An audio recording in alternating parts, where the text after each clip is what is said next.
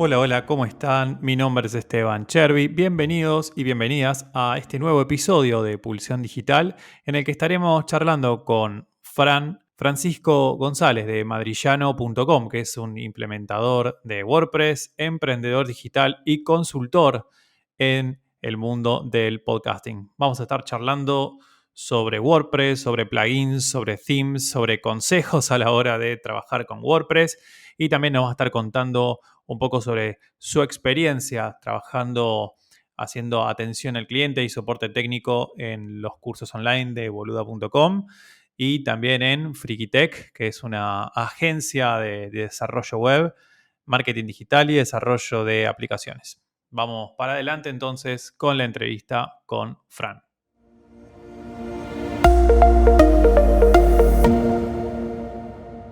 Antes de empezar, una mención especial para los sponsors, quienes gracias a su aporte colaboran para que Pulsión Digital continúe creciendo. Cliengo te ayuda a vender más rápido mejorando la experiencia de las personas que ingresan a tu sitio web y adaptándose de forma simple a tus procesos comerciales. Si estás listo para vender más, conoce Cliengo en cliengo.com.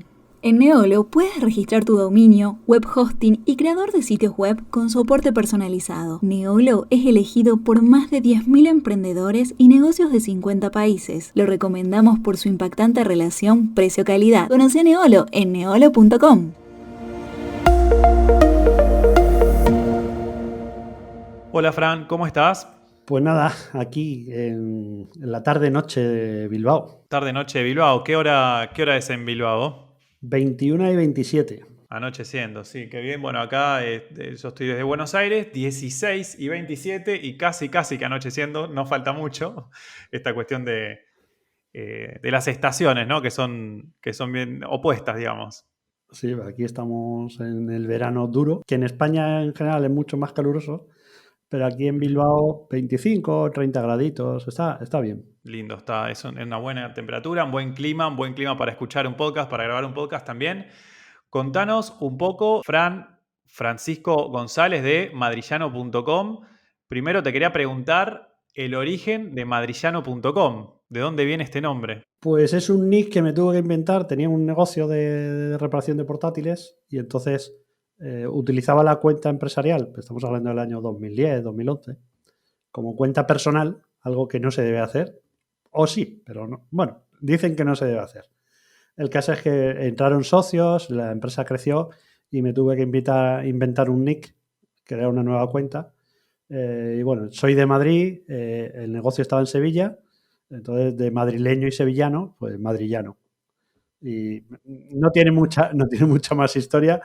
Y ahora pues tengo la web, pues bueno, por contactar y por hacer un poco de currículum, pero no la uso demasiado para alojar portfolio ni cosas de esas. Está un pelín abandonada. Ok, bueno, pero es una buena forma de elegir el nombre de un proyecto, ¿no es cierto? Que tantas veces es, digamos, complicado elegir un nombre. Bueno, esto es como la integración de dos palabras, inventando una nueva palabra, un neologismo. Al menos yo no me voy a olvidar más la integración entre Madrid y Sevilla, madrillano.com, así que yo no me lo olvido. Así que si alguien en la audiencia no sabe qué nombre ponerle a un proyecto, puede elegir el nombre de dos ciudades o de dos palabras y bueno, y ahí pueden hacer algo nuevo. Contanos un poco, Fran, ¿cómo te definís? ¿Cómo comenzaste en esta profesión? ¿A qué te dedicás? ¿Cómo fueron tus orígenes? Tengo 46 años, empecé pues a tocar ordenadores a mediados de los 80 y siempre más o menos vinculado en los orígenes de Internet aquí en España. A principio del 2000 estaba trabajando de DJ en Madrid. Al mismo tiempo trabajaba como dando soporte técnicos a hardware, o sea, montar redes y cosas de esas como autónomo, como freelance. Y en el 2005 me traslado a Sevilla y me dedico pues al negocio este que te he comentado de reparación de portátiles. Luego, en ese negocio yo era hombre orquesta, pues llevaba redes sociales, llevaba la web, una web que estaba hecha en Joomla. Luego más adelante monté un PrestaShop para vender piezas y componentes de portátiles. Y bueno, pues un poco un hombre orquesta. No soy programador, no soy diseñador. En general no soy bueno en nada, pero bueno, sé de algunas cositas. Claro, conocer de pronto un poco de de cada cosa, ¿no? Entonces eso te permite ser un hombre orquesta, un multitasking de alguna manera. Sí, algo así. Y actualmente, o sea, empezaste, fantástico, años 80, espectacular, en una época impresionante, año 2000, también una época súper interesante en donde empezaban a aparecer las primeras .com, tanto en Europa como en Estados Unidos, como en Latinoamérica. Había empresas que crecían muy rápido, emprendedores que conseguían fondos para sus startups, en realidad para sus ideas, ¿no? Solamente con una presentación de PowerPoint. Y así que bueno, estuviste viendo todo eso que es muy valioso, ¿no? Porque, digamos, tu trayectoria te permite haber presenciado y vivido todos esos momentos y llegaste a hoy y hoy en concreto, ¿a qué te dedicas? ¿En qué serías especialista hoy, si te preguntamos? Detectar problemas y conocer las herramientas que los solucionan, sobre todo. Yo ahora mismo trabajo en una plataforma de cursos. A los argentinos os hace mucha gracia porque es boluda.com. Es una academia de Joan Boluda. Boluda es el apellido. Es muy gracioso. Allí me dedico a responder tickets de soporte. O sea, gente que hace cursos de WordPress, cursos de marketing digital. Pues entonces estamos 4 compañeros pues respondiendo esas dudas. Y recuerdo una vez que una mujer nos mandó un ticket, usamos Zendex, la aplicación esta de soporte, creo que era argentina. Nos decía, no les da vergüenza tener ese nombre, que hay niños que lo pueden ver. Qué gracioso, claro. Sí, sí, sí. Entonces, Bueno, igual es una palabra que se usa mucho, pero claramente, digamos, de boluda, nada, porque está espectacular la plataforma. De hecho, recomiendo también a la audiencia, hay cursos de prácticamente lo que uno quiera y a una tarifa súper accesible también, ¿no? sí, son 10 euros al mes. O sea, es el valor que ha creado. Joan empezó en el 2014. Mira, Joan empezó a grabar podcast en el 2014. Él empezó, me parece que en mayo o junio. Yo empecé en abril. Pero yo como un hobby, y Joan empezó pues con una metodología de crear contenido. Yo me acuerdo que cuando Sí. salió había un poquito podcast y yo decía, ¿quién va a grabar un podcast diario de lunes a viernes? Este va a durar 2 semanas. Mira, Claro. lleva desde el 2014 grabando podcast. Entonces empezó a crear una academia, a meter cursos y luego fue delegando el trabajo. Al principio hacía todo, los cursos, los podcasts, el inbound, hacía todo. Y ahora pues ha ido delegando, ya todos los cursos, la mayoría ya no los hace él, porque no tiene tiempo, porque tiene miles de proyectos. Y bueno, estamos 4 compañeros ayudando a los profesores para resolver las dudas de la gente. O sea, es fascinante cómo todo arrancó por un podcast. Sí, un podcast y la perseverancia, ¿no? Que ahí tenemos que como ponerlo como una palabra bien importante, digamos que quede como ejemplo para todos aquellos y aquellas que comienzan algún tipo de proyecto digital, que nada es una acción y listo. No tuve éxito, ya está. No, hay que seguir y seguir y seguir. Y son muchísimos años de esfuerzo, muchísimos meses de esfuerzo, hasta que uno empieza a encontrar aquellos contenidos que empiezan a funcionar, el inbound, el SEO, bueno, las recomendaciones, lo que sea, que permiten atraer audiencia y bueno, y después generar ventas, ¿no? Y mantener el valor para que las personas continúen en esa suscripción, pero la perseverancia sobre todo, ¿no? Y trabajar mucho. Efectivamente, Joan es un currante. No es ni la herramienta, ni es que todos los días se levanta a las 4:30, 5 de la mañana, todos los días graba sus podcasts, genera el contenido y bueno, que de hecho empezó a despuntar a lo mejor en 2016, 2017. O sea, tuvo Claro. años donde sus ingresos no procedían de la academia, procedían de sus consultorías, de otros lados. Hay que ser capaz de aguantar como un jabato para que se pueda recolectar aquello que está sembrando. Absolutamente, es así. Me gustaría ahora que nos enfoquemos un poco en lo que tiene que ver con WordPress. Sos una persona que, bueno, trabajás haciendo soporte, trabajás sobre plataformas que tienen que ver con, con este sistema de gestión de contenidos.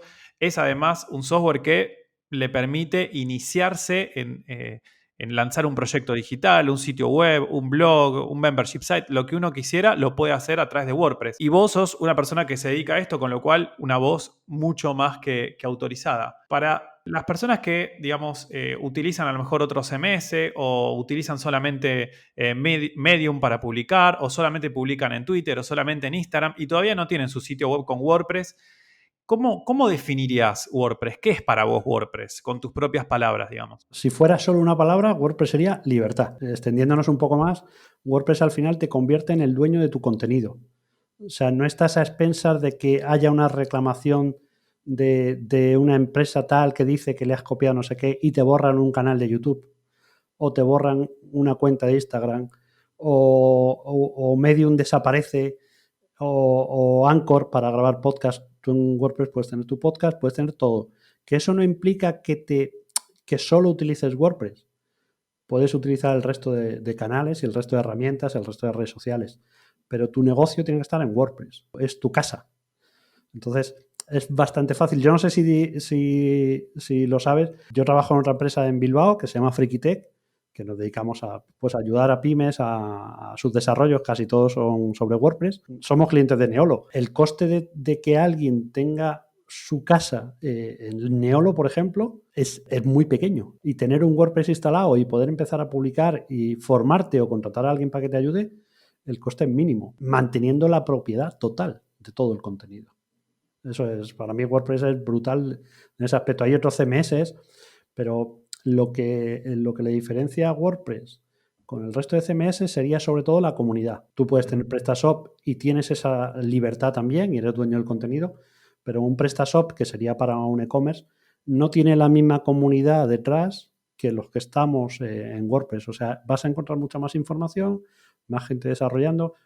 Obviamente no es perfecto, no es para todos los proyectos, pero probablemente sea para el 95% de los proyectos. Y además que haya una comunidad grande apoyando, soportando, desarrollando detrás, significa que cualquier problema que uno puede llegar a tener con WordPress, seguramente alguien lo tuvo, ¿no? Porque al haber, creo que entre 35 y 40% de los sitios web de Internet que están activos utilizan WordPress como plataforma. Entonces, cualquier problema que uno puede tener, alguien ya lo tuvo y además es muy fácil si uno necesitase cambiar de desarrollador o de diseñador o de programador, porque hay tantos profesionales, ¿no?, que trabajan con WordPress, que entonces pasa a ser como un lenguaje común desarrollar un sitio web en WordPress.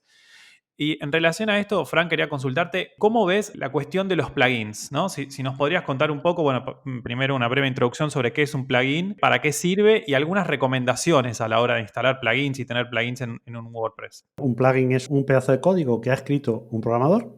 Hay veces que la gente dice, no hay que instalar plugin porque ralentizan el desarrollo de un sitio web. En realidad, si tú lo haces en código, estás haciendo lo mismo que ha hecho otra persona. Pero la otra persona ya se ha peleado con todos los posibles problemas.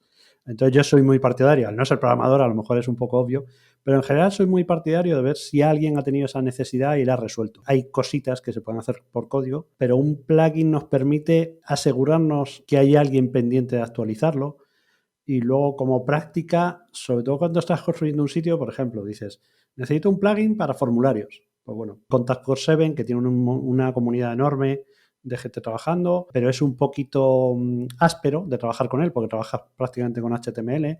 Puedes coger Ninja Force, puedes coger UVP Force o Gravity Force, que es de pago, ¿no?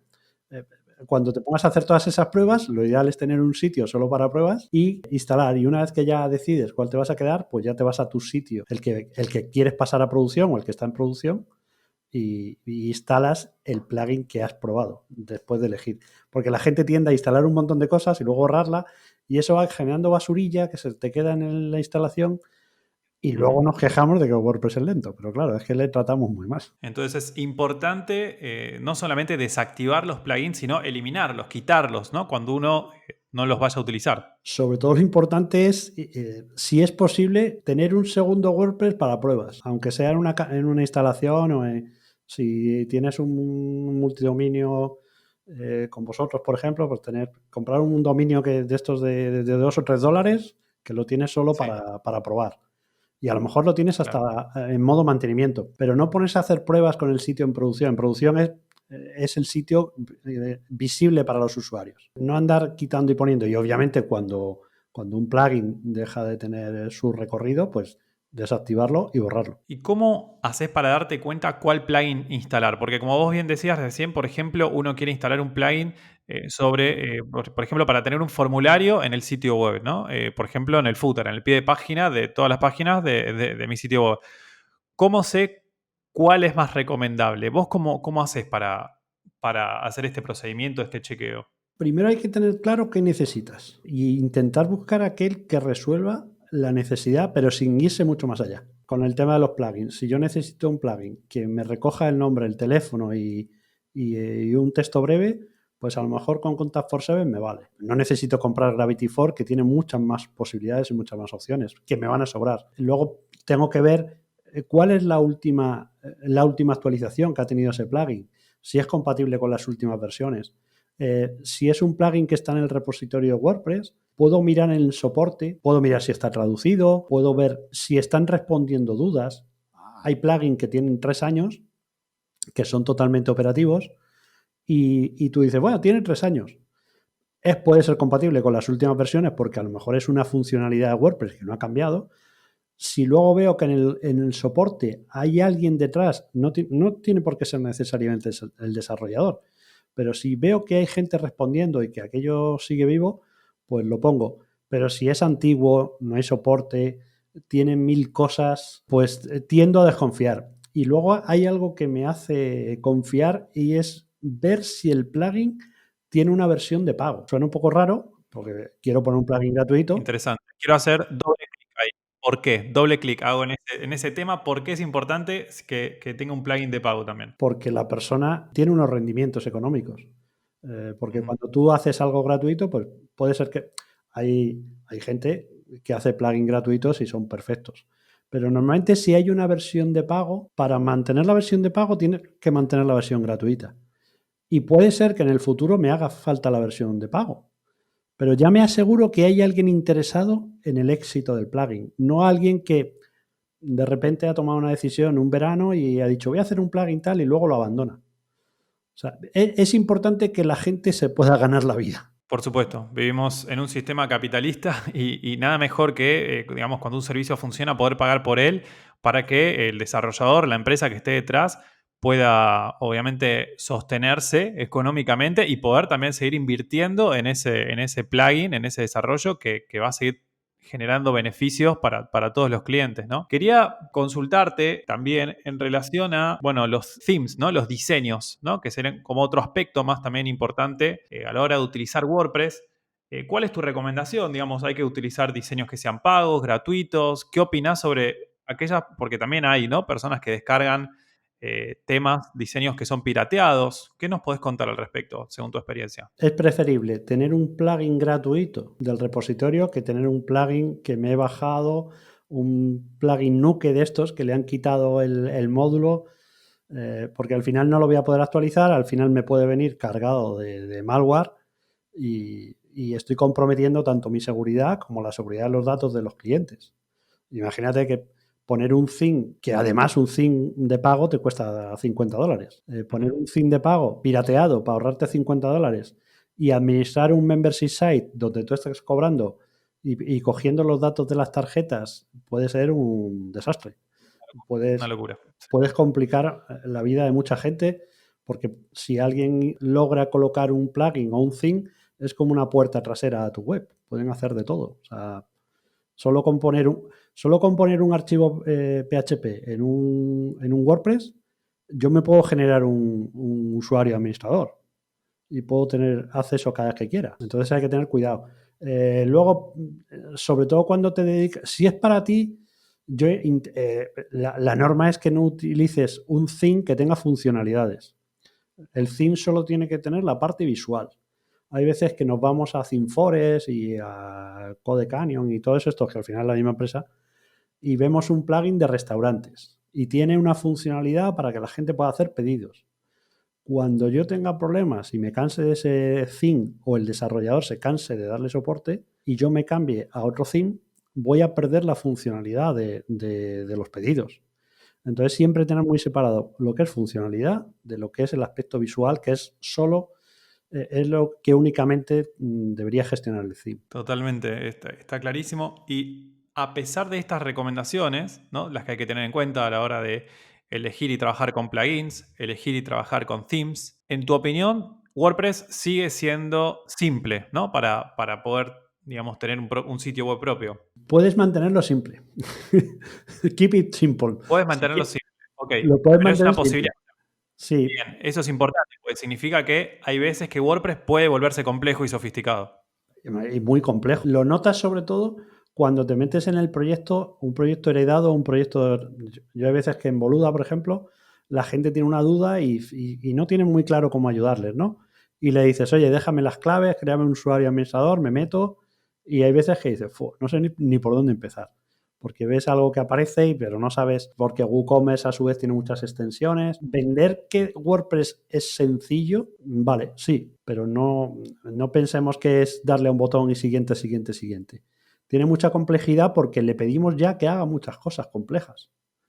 O sea, si yo necesito tener un formulario condicional que según lo que haga me genere una acción u otra, pues voy a tener que tener un plugin complejo. Y hay veces que voy a tener que tener un grupo de plugins. Si yo quiero que WooCommerce, por ejemplo, que es el plugin para montar una tienda online, WooCommerce en sí es relativamente simple. Tienes pedidos, tienes productos, tienes pasarelas de pago, tienes gastos de envío, pero si luego quiero que cuando alguien compre 2 productos le regalen un producto, pues ya tengo que instalar otro. Entonces hay que tener muy clara la estructura de la información. La gente, por defecto, WordPress tienes por un lado páginas y por otro lado tienes entradas. Las páginas son contenido estático y las entradas son contenido dinámico, que es lo que se ha utilizado siempre para el blog, ¿no? Ahí podemos empezar a añadir nuevos tipos de entradas, custom post types que se llaman, y darles características propias, o sea, que se vean de manera distinta. Pero claro, ya vamos creando una complejidad. Pero es como todo. Yo puedo tener un loft, que no sé allí, pero aquí un loft es la típica estancia de una casa, pero que está todo en la misma sala, que tienes Sin cocina, paredes. el salón, sin paredes y tal. Hay veces que no tienen paredes ni en el baño, ¿no?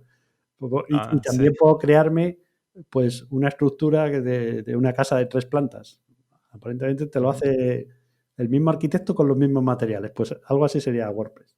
Yo puedo tener un loft o puedo tener un rascacielos. Entonces es muy importante a la hora de trabajar con WordPress dejarla en claro también a quien sea el programador, la programadora, el desarrollador, quien nos vaya a asesorar, ¿no? con la instalación y que nos desarrolle el WordPress si es que no lo hacemos nosotros mismos, el nivel de complejidad que queremos tener a posteriori, ¿no? El que queremos tener después cuando lo administremos.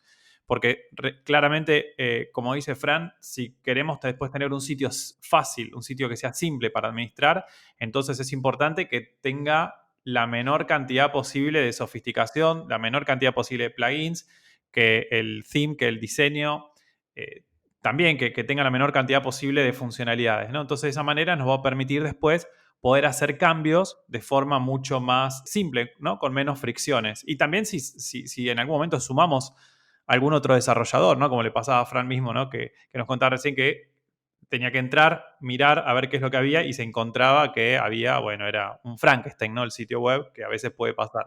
Sí, mira, te voy a poner un ejemplo y es que la gente, todos decimos voy a hacer algo sencillo, ¿vale? Pues tú te planteas, por ejemplo, decir, tú dirías, pues mira, me voy a dedicar a alquilar viviendas en Bilbao. La gente empieza y tú para valorar si la idea tiene éxito, pues te pondrías 4 fotos, pondrías un formulario, a ver que me pregunten por si la quieren alquilar, ¿no? Pero mucha gente desde el primer momento quiere montar un Airbnb y te empieza a preguntar, oye, ¿y cómo hago esto? ¿Y si les tengo que devolver dinero? Y entonces, antes de haber validado el negocio o antes de haber validado, yo puedo, por ejemplo, no siempre son negocios, pero yo puedo montar un WordPress para hablar sobre literatura. Y antes de empezar a crear contenido, que muchas veces es lo importante, ya empiezan a decir, no, pero quiero que poner un rating y quiero que la gente suba sus... Entonces nos complicamos en exceso en el desarrollo inicial con funcionalidades que luego no se usan. Y eso lo veo yo todos los días. De hecho, ¿de verdad alguien ha pedido esto? Bueno, pero como es gratis, como es darle a instalar un plugin, lo instalas y luego es un poco fastidioso de mantener. Sí, el problema viene después con el mantenimiento, cuando el plugin después deja de estar actualizado, tiene algún malware, se rompe el sitio web, nos rompe una base de datos, ¿no? Entonces ahí es cuando después, ¿no? aparecen los problemas porque, bueno, que los plugins sean gratis después no significa que el soporte, que el mantenimiento vaya a ser gratuito, que el hosting vaya a ser gratuito, ¿no? Siempre hay algún costo involucrado, ¿no? Entonces, a tener en cuenta eso también. Hoy te he leído un tuit a ti, creo que ha sido tú, que hablabas de ¿para qué necesitas un hosting con 4 GB de RAM para poner una one page, una página simple? Ujú. Te vas a gastar más dinero, que sí, que tú quieres un efecto parallax y que cuando la gente pase por encima se muevan las cosas para arriba y para abajo, pero luego lo van a ver en el móvil, que allí no tiene sentido esos fuegos artificiales. Te vas a poder tener un hosting más económico, ¿sabes? O sea, tú que vendes hosting, pues le estabas diciendo, oye, no te gastes tanto dinero, plantéatelo mejor, más simple. No Sí. hagas tanto artificio. O sea, me ha parecido muy buena recomendación. Hay como dos puntos, ¿no? Por un lado, cuando el hombre llega a la luna, lo hizo utilizando hardware y software que tenía menos de 200 megas de RAM, 200 megabytes de RAM, menos que eso, ¿no? Entonces, ¿por qué ahora necesitaríamos 2000 megabytes para una página web? Me parece que es un absurdo, que estamos haciendo mal las cosas, que estamos haciendo un uso ineficiente de la energía, ¿no? La energía hay que cuidarla, la electricidad hay que cuidarla, la memoria que utilizamos en nuestros móviles, en el hosting también, y sobre todo para darle una mejor experiencia al usuario, ¿no? Todos sabemos que a veces con un buen plugin de caché podemos hacer que nuestro WordPress se convierta en una página HTML que consuma pocos recursos y que a nivel negocio funcione. Como bien decías vos recién, Fran, digamos, pensar en un sitio web que sea viable, o sea, que funcione, pero que sea lo mínimo posible, ¿no? Lo mínimo y lo suficiente como para poder generar una venta y para poder ver si realmente hay un mercado que está dispuesto a consumirlo y después a poco uno irá mejorando y le irá añadiendo funcionalidades. Y muchas veces esos plugins de sidebars, ¿no? Que pueden ser muy bonitos, con imágenes que van y vienen, pero a veces no son necesarios, ¿no? Mira, por ejemplo, hay un plugin que es, siempre se ha hablado muy mal de los pop-ups y las cosas que están encima de la web. En general no suelen tener sentido, pero últimamente se utiliza mucho el de WhatsApp. El de WhatsApp tiene todo el sentido. Es una cosita que le das, inicias una conversación por WhatsApp con el dueño del sitio. Pues vale, perfecto. Sí. O sea, normalmente no se intenta evitar diseños que estén encima de otro, porque se solapan, porque genera problemas en el responsive. Pero bueno, ahí tiene tanto valor esa interacción por WhatsApp que hay que utilizarla. Pero la mayor parte de las veces lo que haces es pones un slider porque quede bonito. Nosotros en FreakyTech hay veces que tenemos que poner el slider porque sabemos que el que va a pagar la web quiere el slider. Claro, Pero sí. objetivamente sabemos que no tiene mucho sentido, porque nadie o casi nadie utiliza el slider, nadie se pone a ver esas diapositivas. Ay, ay, qué bonito, una señora. Ay, qué bonito. La gente hace scroll rápidamente y desaparece y fuera. Pero si podemos tomar la decisión, no le pones un slider. Claro, claro. Ahí lo que quiero también subrayar es que es muy importante quienes sean clientes, ¿no? de una agencia, de un desarrollador, del servicio que sea, de un membership site, de una comunidad, de lo que sea, escuchar al profesional, escuchar al especialista, ¿no? Escuchar a quien estudia y trabaja y ve 1000 veces las mismas situaciones, ¿no? Creo que eso es muy importante porque muchas veces uno se ve tentado como cliente de decir, quiero agregar esto a mi sitio web y la realidad es que no funciona. O sea, uno después mira las estadísticas, mira las métricas a través de Google Analytics y se da cuenta que no tiene ningún sentido. Entonces, el especialista esto ya lo vio un montón de veces, ¿no? Entonces, me parece que es importante esto de prestar atención a aquellas personas que están en el día a día, ¿no, Fran? Sí, a mí los diseñadores que tenemos en FreakyTech siempre me dicen, menos es más. Tú ves un logotipo creado por alguien como yo y ves un logotipo creado por un diseñador profesional y sabes identificar cuál he creado yo y cuál ha creado el diseñador profesional, porque es mucho más simple el suyo. Te llama mucho más la atención porque tiene menos artificios. Totalmente. Y con un sitio web pasa lo mismo, ¿no? Cuando uno entra al WPA, se da cuenta si la persona que lo desarrolló tiene conocimientos, tiene experiencia o empezó hace poquito, ¿no? Bueno, excepto en Amazon. Que te metes en Claro. Amazon y no sabes. Yo creo que nadie sabe todavía comprar en Amazon ni buscar porque suele ser muy complejo. Pero claro, es que ellos han triunfado por otra cosa, no por su web. Sí, sí. Igualmente Amazon particularmente es interesante la cantidad de científicos de datos, de data scientists, que tienen en Amazon trabajando y todo el tiempo trabajando sobre su web. Entonces, es una sofisticación, es una dificultad que parece hecha, no parece, no, es intencional, es a propósito.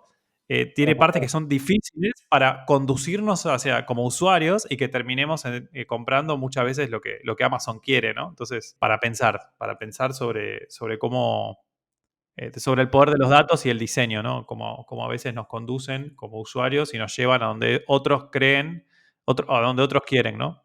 Para ir cerrando, Fran, en base, bueno, a todo esto que ha ocurrido últimamente, que está ocurriendo y que sigue y que lamentablemente va a seguir por unos meses más ocurriendo, que tiene que ver con la pandemia, que tiene que ver con la cuarentena. Bueno, vos seguís trabajando con tus clientes, trabajás de forma remota, me contabas antes de que grabemos. ¿Cómo crees que, digamos, impacta todo lo que es la cuarentena y la pandemia en los negocios que tienen una fuerte pata, digamos, en lo digital, ¿no? En aquellos que, bueno, utilizan un sitio web con WordPress, que quizás tienen sus redes sociales, sus podcasts, digamos, que trabajan mucho el marketing digital, el marketing online. ¿Cómo crees que les impactó el tema del coronavirus? ¿Qué enseñanzas nos puede dejar todo esto? Pues en general yo creo que el que había hecho los deberes tiene más armas para salir adelante. Ejemplo, la típica frutería del barrio que la gente quería hacer pedidos a domicilio a la frutería de 2 calles más abajo. Esa frutería, aunque se gastara todo el dinero del mundo en hacer una página web o en hacer pedidos por WhatsApp o lo que sea, el problema es que no tenía identificados a sus clientes. No podía mandarle un WhatsApp a sus clientes porque no tenía ningún tipo de contacto. El que se había preocupado de tener una lista de correo, aunque fuera solo una lista de correo, podía decirle a sus clientes, oye, que sepas que seguimos abiertos, que me puedes pedir. Nosotros hemos convertido empresas que se dedicaban a vender carne a restaurantes a montar su propia tienda online. Entonces hay gente que ha sido muy rápida en hacer ese cambio, pero el que previamente ya tenía una estructura, aunque fuera mínima montada, lo ha tenido mucho más fácil. Entonces, sí, yo digo que el que sobreviva, que aprenda la lección. Que no podemos esperar a que bajen las ventas. A mí hay una cosa que me da mucha rabia.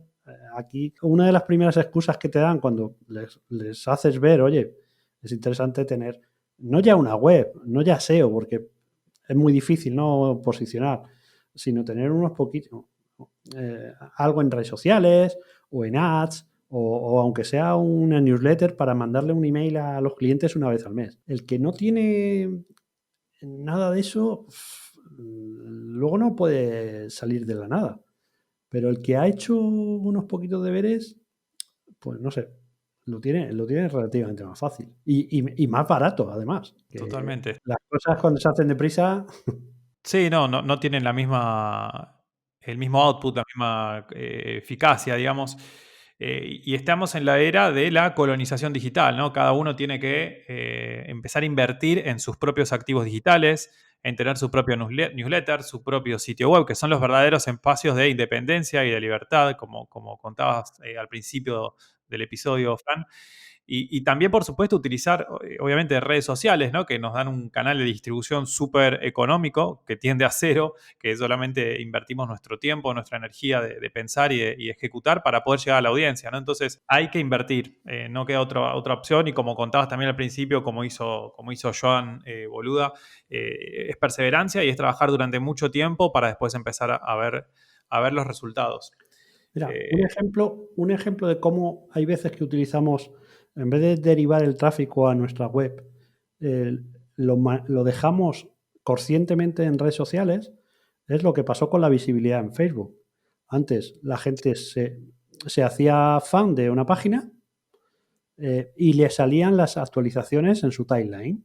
Tú te metías en Facebook y tú seguías a una web y te salían ahí las actualizaciones. De la noche a la mañana esas actualizaciones dejaron de aparecer. Te salía un 10%. Para salir ya tenías que pagar. Si esa gente se hubiera preocupado de hago una publicación en Facebook, pero lo redirijo, pongo un avance, pero lo redirijo a mi web, o hago un concurso en mi web, o hago cualquier tipo de interacción, pero mandándolos a mi web, pues tendría una base de gente a la que comunicar.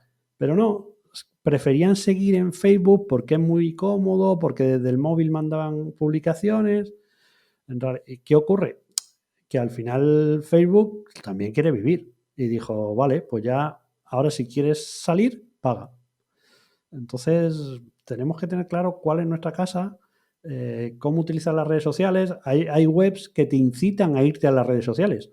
O sea, tú has hecho un esfuerzo tremendo en llevar a alguien a tu página web y a las primeras de cambio le estás enseñando el feed de Facebook, el feed de Twitter, el Instagram, que pinchan y se van a Instagram. Y ya lo has perdido, porque luego en Instagram hay muchos más inputs. Entonces, es usar todo, pero usarlo a nuestro favor, no a favor de las redes sociales. Sí, hay que tener un pensamiento más estratégico, ¿no? Y saber que aparte, si enviamos tráfico a nuestras redes sociales, que está bien, hay que hacerlo, pero con un pensamiento estratégico, porque si lo único que hacemos es enviar tráfico a nuestras redes sociales, para un competidor inclusive es muy, muy fácil acceder a nuestra audiencia, ¿no? Porque no es nuestra, es la audiencia que nos está prestando la red social, en definitiva. Bueno, tú ya sabes que le puedes decir a Facebook, quiero que muestres este anuncio a todos los seguidores de la página de mi competencia. Y Facebook, pero no, Facebook te dice, y además quieres una audiencia similar, entonces se lo muestra a todos tus a todos los posibles clientes de tu competencia. Sí, inclusive aquellos que son personas que todavía no están buscando el producto o el servicio, pero que pronto lo estarán buscando, ¿no? Entonces se adelanta. Fran, súper interesante todo lo que estuvimos charlando. Si la audiencia te quiere contactar, ¿por dónde lo puede hacer? ¿Cuáles son los mejores canales? ¿Tu sitio web? Contanos un poco. Pues por Telegram, por ejemplo, bueno, tanto en Telegram como en Twitter, el nick es madrillano. En Telegram, por ejemplo, tengo un canal donde voy poniendo todas las cosas interesantes que me encuentro, sobre todo en WordPress, y el canal es WP Spain, ¿vale? Luego tengo un directorio de podcast que se llama AudioVip. Si tenéis un podcast lo podéis mandar allí, es gratuito. Creo que el tuyo no está, por cierto. No me acuerdo. Vamos a agregarlo. Ahora con tu episodio lo agregamos. Debutamos con tu episodio. En audiovip.com es un directorio de podcast bastante interesante. Además, me vanaglorio de que es el podcast, el directorio de podcast más completo porque puedes filtrar por longitud, por nacionalidad, por temática. O sea, a mí me he currado bastantes filtros y tienes acceso a las redes sociales del podcaster, puedes escucharlo allí directamente, los últimos 3 episodios, puedes suscribirte, o sea, es un side project que bueno, le dedico algunos ratitos y me da bastante satisfacción. Genial, genial. En algún otro episodio tenemos que empezar a hablar esto, ¿no? Sobre los side projects, que es algo muy interesante, muy importante, que creo que todos tendríamos que invertirle algunas horas, ¿no? A algún proyecto en paralelo a las actividades que uno realiza. Es muy gratificante, ¿no? Te permite estar, yo ahora mismo, por ejemplo, yo siempre he sido empresario, freelance o llámalo como quieras, ¿no? Y ahora trabajo para 2 empresas. En alguna, pues, no sé, coarta mi imaginación o las propuestas que hago, pero en general tener un side project que está separado de todo eso te permite pelearte con problemas. De a ver cómo consigo que más gente se suscriba, a ver cómo... Claro, yo llevo las redes sociales, la newsletter, ahora no tengo mucho tiempo, pero he intentado monetizar, o sea, te permite ponerte en los pies de tu cliente. Totalmente. Y mantenerse actualizado, ¿no? Que es algo tan importante porque todo cambia súper rápido. Entonces es clave tratar de mantenerse siempre con lo último, para bueno, poder ayudar de la mejor manera posible a los clientes y que los proyectos funcionen, ¿no? Fran, de vuelta agradecerte por el tiempo, por haber compartido tus conocimientos con nosotros. Dejaste ya los datos de contacto, los vamos a dejar también en las notas del episodio. Si querés cerrar con algún comentario, alguna idea, algo más. Pues nada más que la gente que escuche muchos podcasts, que se aprende mucho. Yo ya me he escuchado todo, lo tuyo, de Pulsión Digital. Y la verdad es que es una forma de adquirir conocimientos muy sencillita. No, me parece que es importante. Tanto WordPress como el podcasting. Y que muchas gracias por la oportunidad.